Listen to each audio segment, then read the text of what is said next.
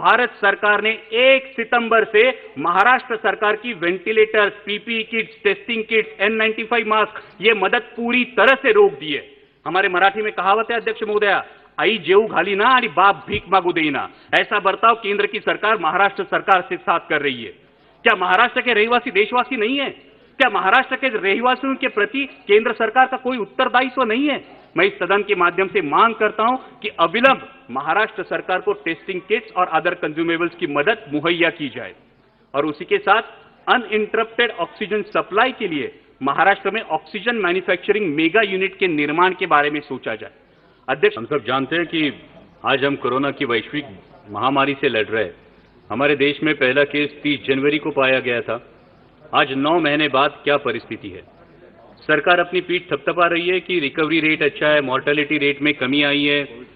इसके लिए मैं सरकार का अभिनंदन करता हूं, लेकिन इन आंकड़ों के पीछे छुपकर हम इस सच्चाई से मुंह नहीं मोड़ सकते कि आज तक कोरोना की बीमारी की वजह से 90,000 देशवासियों ने अपनी जानें गंवाई है। 90,000 डेथ्स,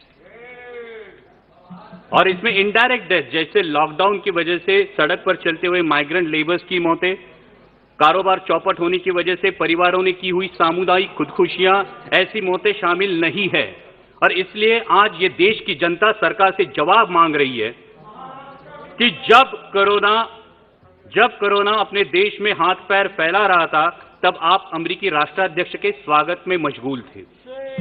जब देश की सेहत संभालने के प्रयास जरूरी थे, तब आप राज्यों की सरकारें गिराने के प्रयास में लगे हुए थे और इसका खामियाजा आज देश के हर आदमी को भुगतना पड़ रहा है। अगर दूरदृष्टि दिखाते हुए आपने उसी वक्त हर इंटरनेशनल ट्रैवलर का RT-PCR टेस्ट कराया होता तो आज ये नौबत नहीं आती। और फिर आपने सरप्राइज इवेंट की तरह लॉकडाउन देश पर थोप दिया। लॉकडाउन लगाते वक्त ये नहीं सोचा कि इसे फेज आउट मैनर में भी लॉकडाउन किया जा सकता है। ये नहीं सोचा कि मार्च के महीने में कोरोना का स्प्रेड सिर्फ शहरी इलाकों में था, ग्रामीण इलाकों में नहीं, और नहीं आपने लोगों को तैयारी करने का अवसर दिया। थोप दिया देशव्यापी लॉकडाउन। परिणाम स्वरूप किसानों के हाथ से फसल चली गई, कईयों की रोजी रोटी चली गई, माइग्रेंट लेबर्स को सैकड़ों किलोमीटर पैदल चलना पड़ा, लोगों ने बच्चों को बिस्कुट खिलाकर, पानी पिलाकर सुला दिया, लेकिन आप पर विश्वास रखकर उन्होंने उफ तक नहीं की। फिर आपने कहा तालियां बजाओ, हमने तालियां बजाई, थालियां पीटी, घंटानाद किया, शंख ध्वनि किए, दिए भी जलाए, हमने सब किया, आप पर विश्वास रखकर किया। और विश्वास ये था कि सरकार पूरी जिम्मेदारी से कोरोना की रोकथाम करेगी। आज भी oxygen bed, ventilator, ICU bed की उपलब्धि के आंकड़े जोर शोर से बताए जाते हैं अध्यक्ष महोदया, लेकिन वास्तविकता क्या है? आज देश के आम आदमी को हॉस्पिटल में बेड पाने के लिए, ऑक्सीजन बेड, वेंटिलेटर उपलब्ध कराने के लिए दर दर की ठोकरें खानी पड़ती है। कई अभागी देशवासी ऐसे हैं कि जिन्हें रास्ते पर दम तोड़ना पड़ा है। क्या देश ने आप पर विश्वास जताया था, उसका यही फल आपने देश को दिया है? आज 9 महीने बाद भी सर्वशक्तिशाली सरकार देशवासियों के दिलों से इस दहशत को उखाड़ फेंक नहीं पाई, जिसकी उनके दिल में इनसिक्योरिटी है, अपनी जान को लेकर, अपनी सेहत को लेकर, अपने काम को लेकर, अपने भविष्य को लेकर। तो क्या यह हमारी विफलता नहीं है?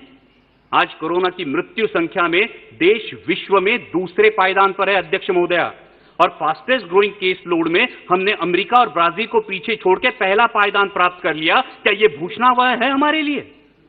मैं सदन के माध्यम से अध्यक्ष महोदया स्वास्थ्य मंत्री जी से पूछना चाहता हूं कि क्या देश कम्युनिटी ट्रांसमिशन की फेज में है या नहीं? अगर इस सवाल का जवाब हां है, तो सरकार की सब पॉलिसीज फेल हो चुकी है, इसका यह सबूत है। और अगर इस सवाल का जवाब ना है, तो फिर प्रतिदिन 1 लाख के करीब केसेस कैसे पाए जाते हैं?